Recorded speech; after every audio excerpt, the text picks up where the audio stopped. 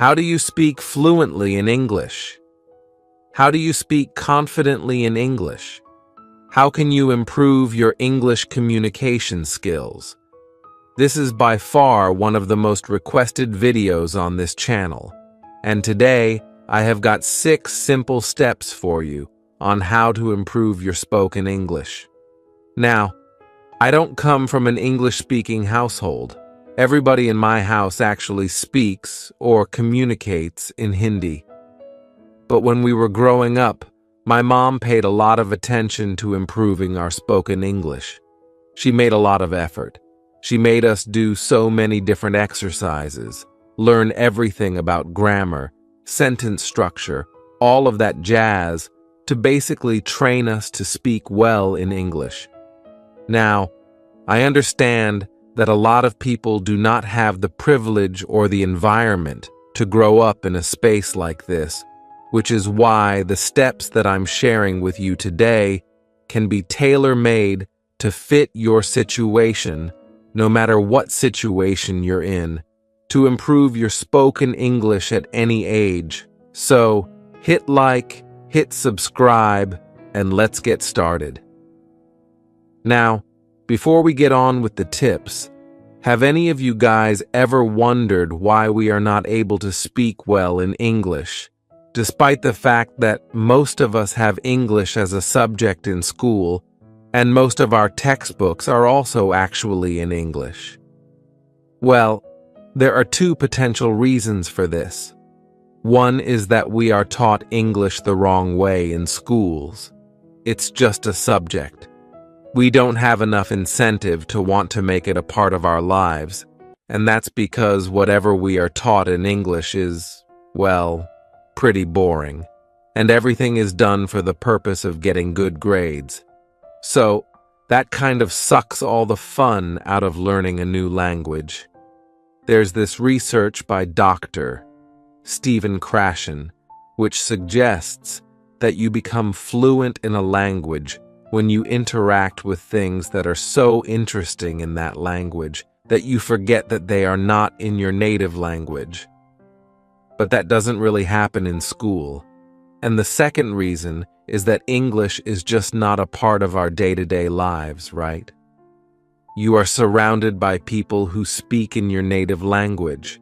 So if you grow up in North India, that's most likely Hindi. If you grow up in Southern India, that's a bunch of different languages like Tamil, Telugu, Malayalam.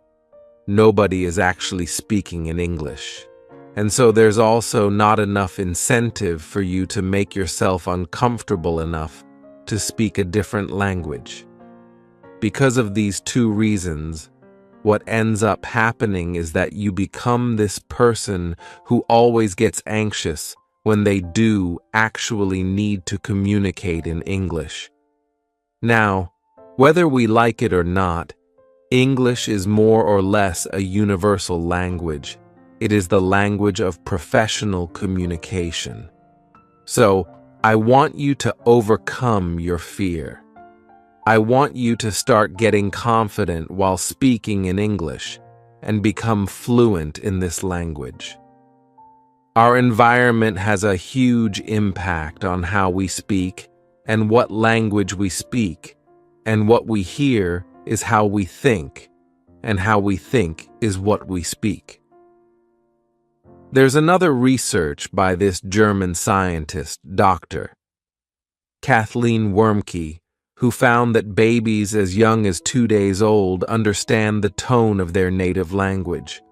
She analyzed the sound of crying of 60 newborn babies and realized that it actually resembles the melody of their native language.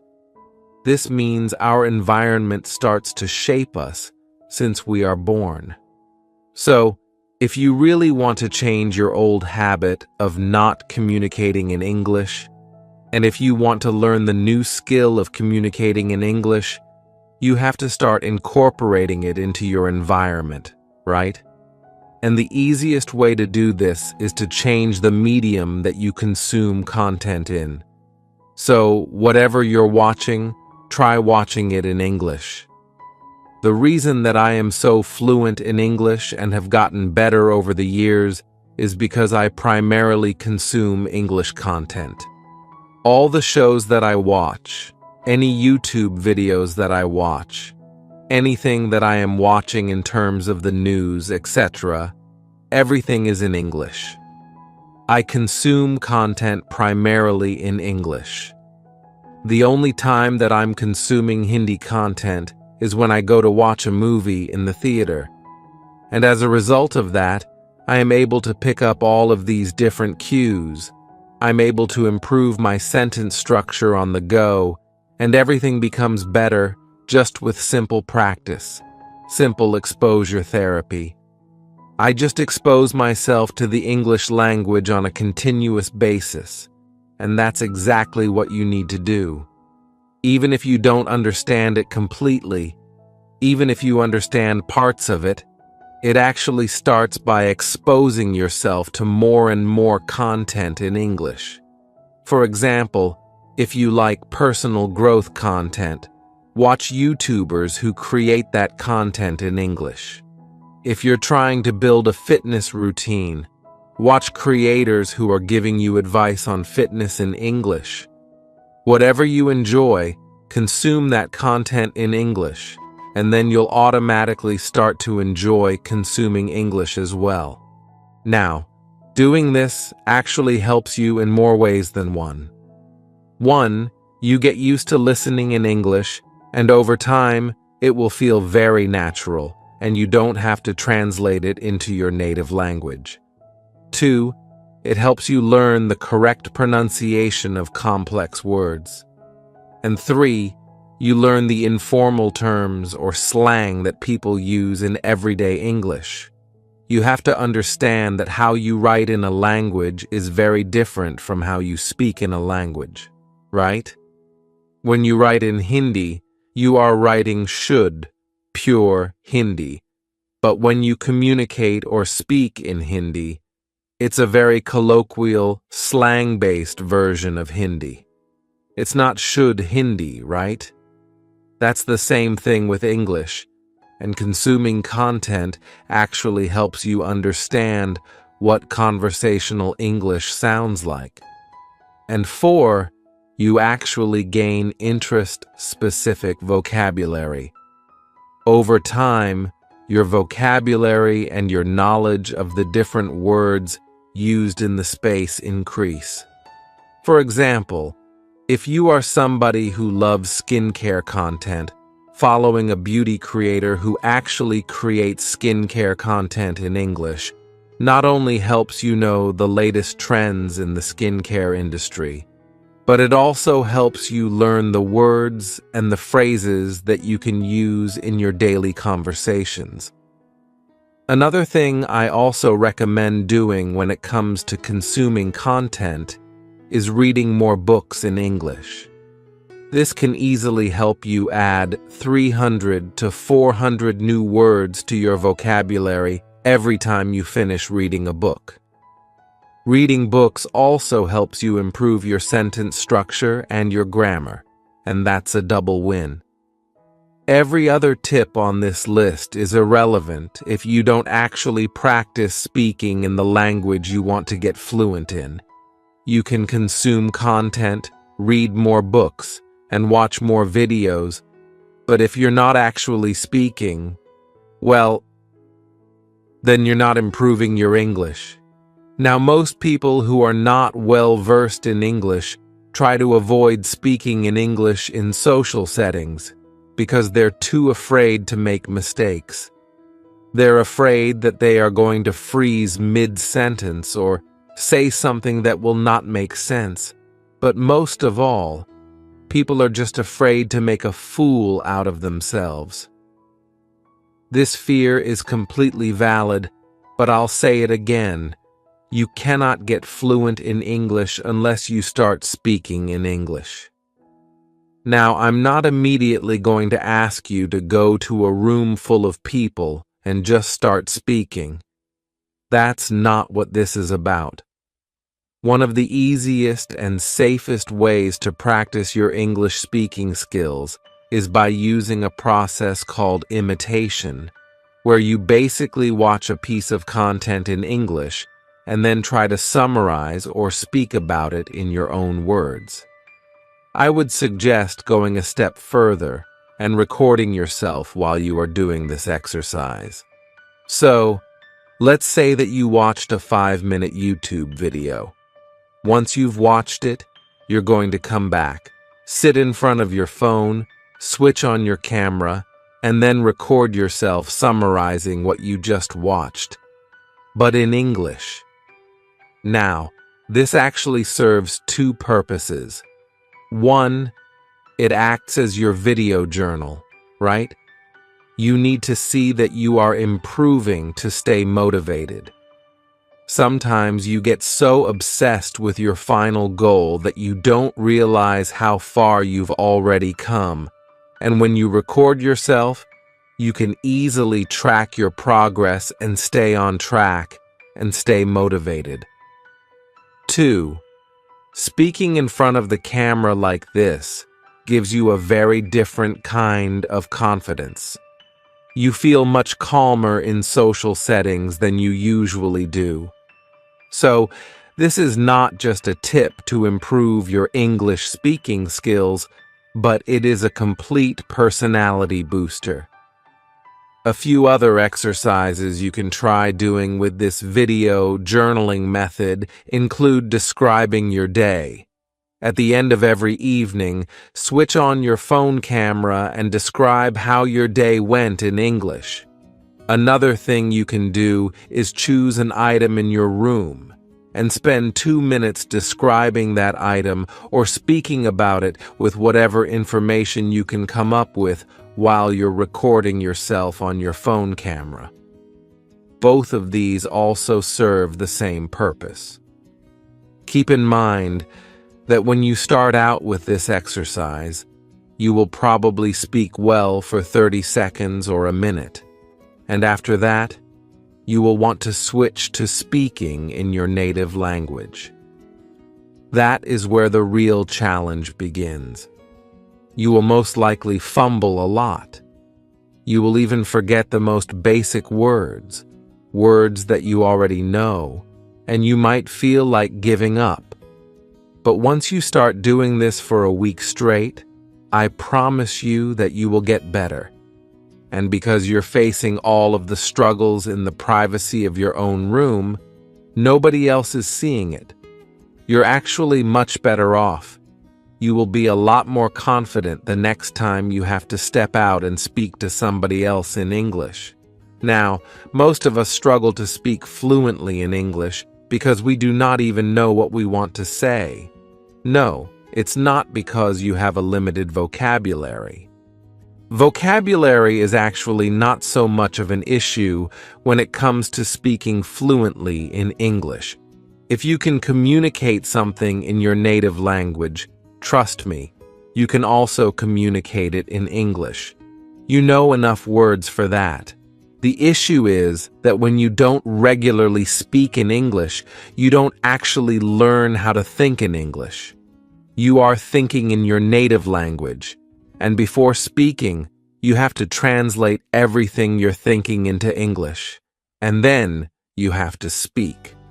So, it's a multi-step process, and that is where the problem occurs. We speak well in the language that we think in. So if you're not thinking well in English, you're not speaking well in English. The easiest way to change that is a 10-minute journaling exercise. Every night, before you go to bed, grab your notebook, find a spot in your house, get comfortable, and start journaling. I would suggest starting by journaling about your day. Write about how your day went, what you did, what you liked, what you didn't like, everything. You can write to summarize your day on one single page. Journaling does a couple of different things. One, it gives you clarity of thought. When you are continuously writing in English, when you practice this skill every single day, it trains you to get clarity of thought in English. It trains your brain to think in English. Secondly, it trains your brain to process your feelings in English instead of processing them in your native language, which is probably what you're used to doing. So, this actually is a non-skippable step.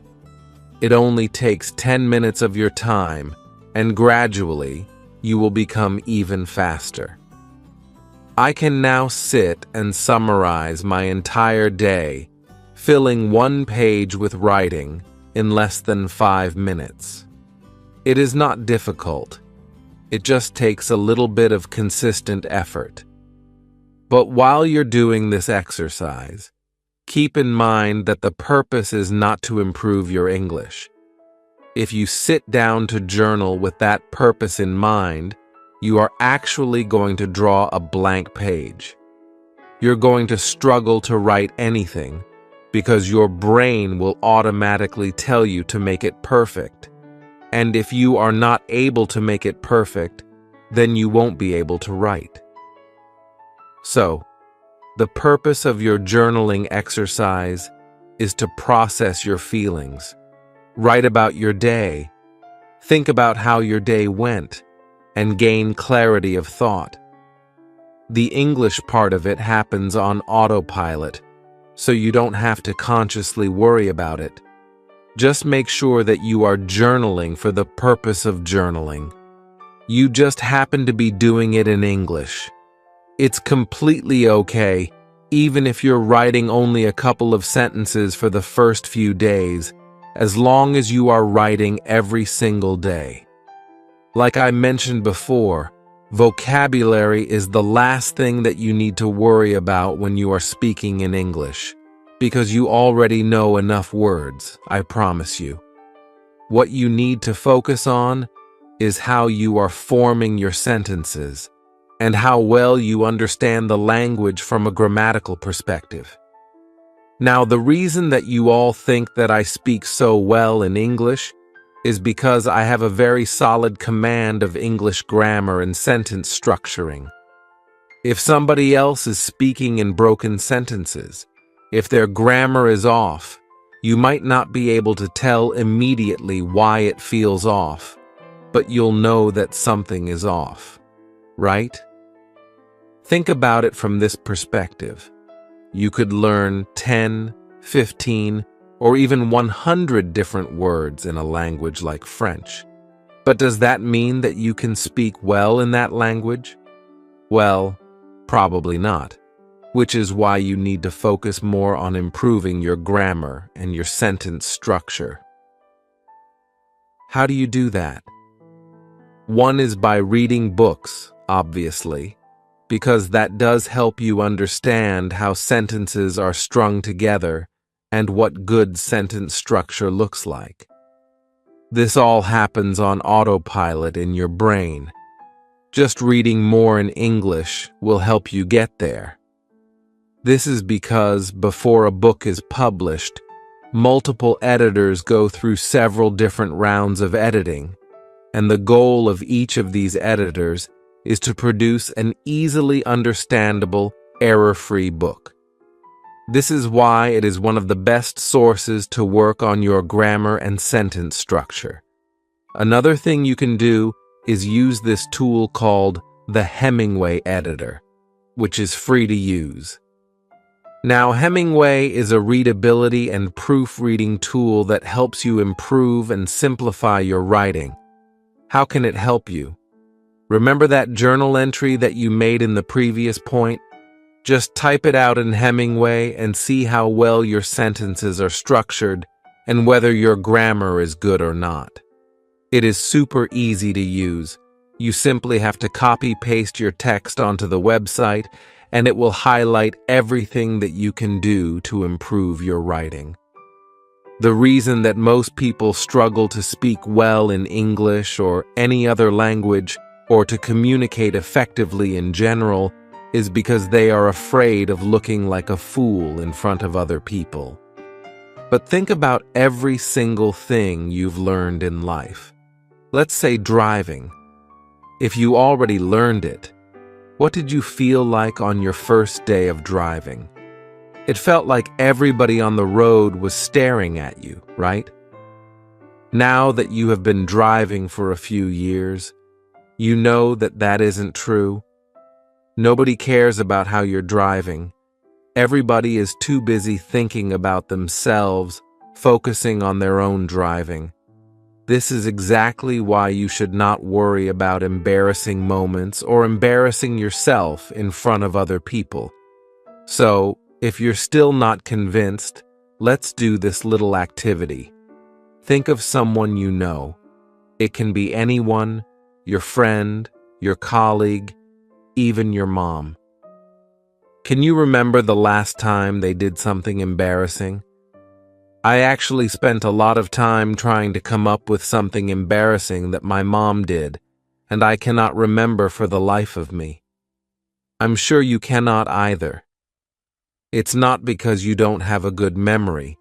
It's because when it comes to other people's embarrassing moments, we are just not paying as much attention as they think we are. So now that you are starting to practice your spoken English skills, you cannot let the fear of embarrassment hold you back.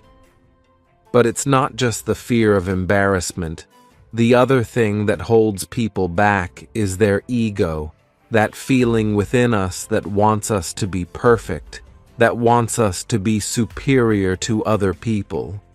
That is why we don't want to speak in broken English, and why we want to be perfect in English before we speak. Overcoming your ego is just as important as overcoming your fear of embarrassment. How do you do that? Start by acknowledging that your ego is, in fact, one of the reasons that is stopping you from getting fluent in English.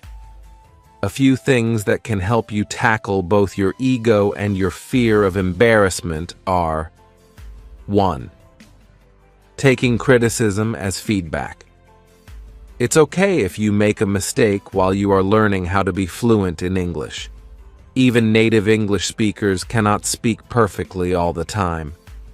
Do you know how many times this video had to be cut in the middle because of all the fumbles that I had? Here's a little sneak peek of that. It is the language of professional communication and which is now. Keep in mind that when you're starting with this exercise, everything that you summarize everything. Everybody makes mistakes, even people who can speak extremely fluently, even people who don't know any other language besides English.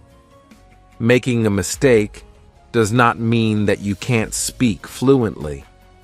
So, if somebody is correcting you, if somebody points out a mistake that you've made, take it in stride.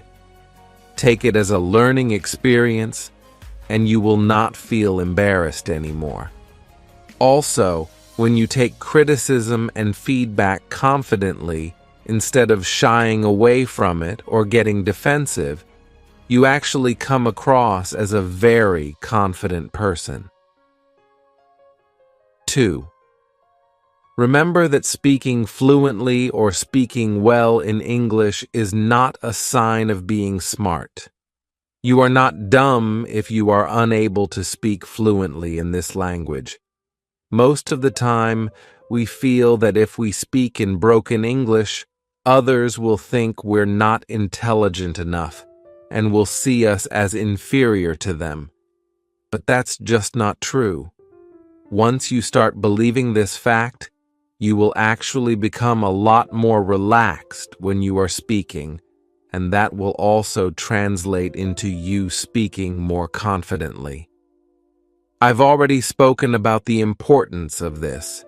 You speak well in the language that you think in. If you are thinking in your native language, you will speak well in your native language. If you are thinking well in English, you will speak well in English. Now, most people are not able to do this because, let's say, every exercise that I've spoken about so far, You will do it for 5 to 10 minutes a day. But then, what about the rest of the time? How do you speak well the rest of the time? Because 5 minutes a day is great. It's great to begin your practice, but it's probably not enough to change the way your brain thinks. So, there are a couple of different tips that you can actually use to train your brain to start thinking in English. What happens when you think in your native language and you're communicating in English? Like I mentioned before, you think of a response or whatever you want to say in your native language. Then you translate it to English in your mind, and then you actually have to speak it aloud in English while that translation is still going on in your head. That makes it really confusing. A few things that you can do here, and try these out throughout the day whenever you remember, will actually improve your spoken English a lot. 1. Describe the moment that you're in. Let's say you're speaking with somebody, and you remember, "Oh, I need to communicate in English." Go ahead and start by describing your present moment. What are you doing at the moment? Whatever is happening around you, start speaking about that in English. I know it might sound a little awkward, but you can do this very easily if you're communicating with friends who know that you are trying to improve your English. Or, let's say you're talking on the phone and you remember something about work. Try and tell that information to the person you are speaking to. I'm getting ready to go to work.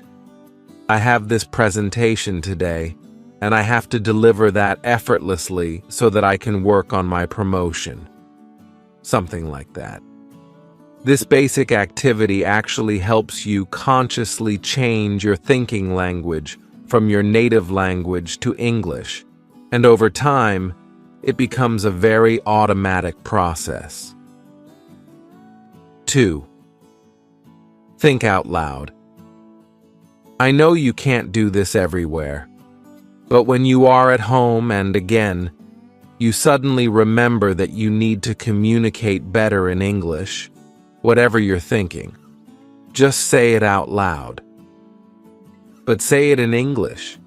This way, you actually get used to hearing yourself speak in English, and thinking out loud also helps in case you unconsciously switch to your native language. It will happen a lot, but with practice, it will become easier.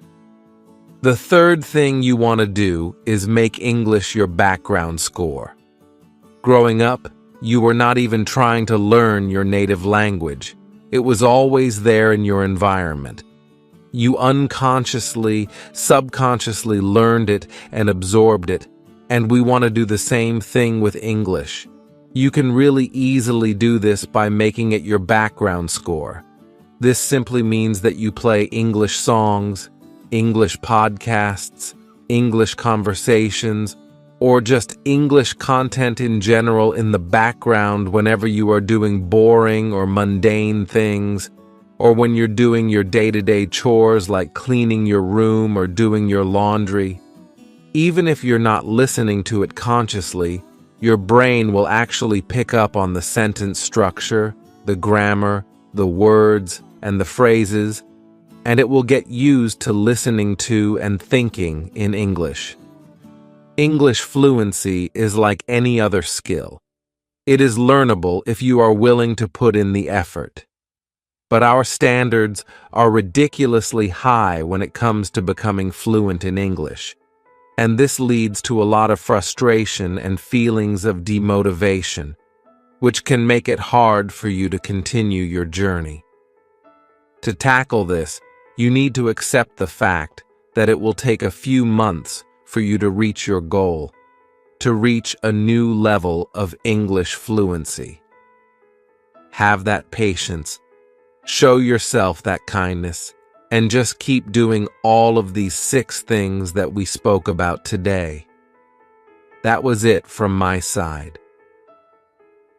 I hope you enjoyed this video and took away something from it. If you did, make sure you check out this video because YouTube says that you're going to love it as well. I'm going to see you very, very soon in the next one. Bye.